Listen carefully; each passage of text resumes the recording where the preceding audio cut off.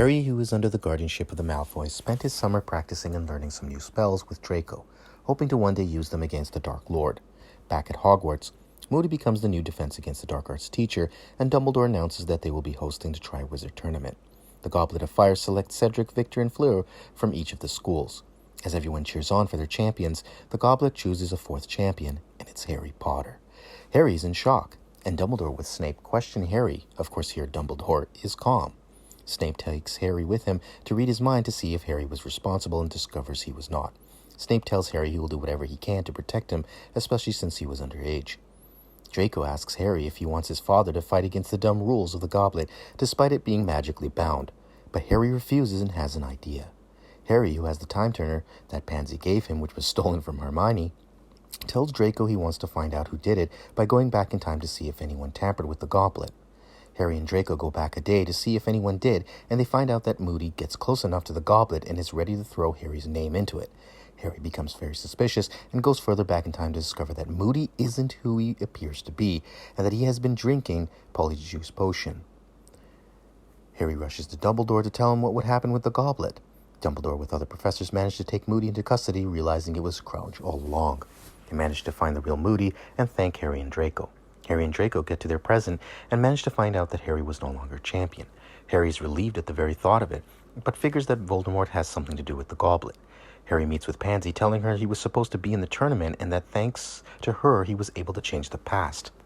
Pansy tells Harry he should still find out why he was put there in the first place, and she agrees to help Harry to find out under the condition that he takes her to the Yule Ball. After the first task in the tournament is complete, Harry and Pansy go to the Yule Ball, and Harry starts to have feelings for Pansy at the dance. Draco, on the other hand, dances with Danielle Crockford from the Beauxbaton School.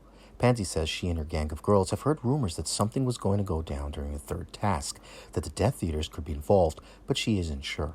By the time of the third task, Harry, on high alert, watches the Triwizard Maze closely, though Igor is nowhere in sight. Cedric manages to get close enough to the cup. Unfortunately, it's a portkey that sends him elsewhere. Pansy, using a spell to track the contestants, finds out Cedric is at a graveyard. Harry, with Draco and Pansy, head on there. In the distance, they find Cedric chained up by Walden the Executioner, while Igor is begging forgiveness from Voldermort, who isn't in his full form, as he tells him he was the one who created the portkey when Crouch's plan failed. Voldemort orders Walden to kill Igor anyway, and Igor is killed. Harry, in his anger, rushes to attack Voldemort. However, Walden knocks Harry down and discovers he has a time turner and takes it. Voldemort is thrilled. However, Pansy, in a fit of rage, casts Crucio on Walden, and Draco tries to untie Cedric, something he didn't expect to do. Voldemort, furious at first, tries to seduce Pansy to his side to make him reborn again in full form, that all she has to do is take Harry's blood.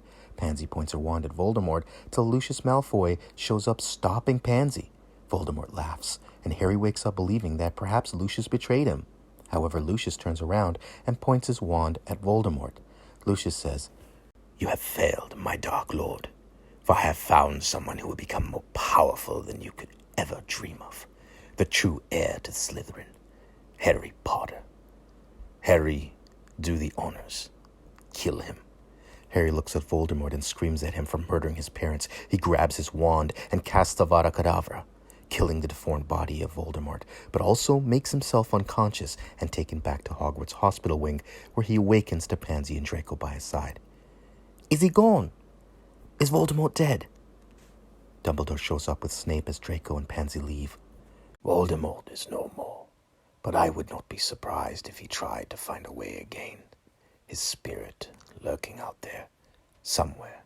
Harry isn't happy with the answer. However, Dumbledore shows Harry the time turner. Harry tries to explain himself, but Dumbledore says, "If this had fallen in the wrong hands, Harry, it would be a dangerous thing. It will be destroyed, but I feel it may have been necessary for the time it was used. We will keep it our little secret."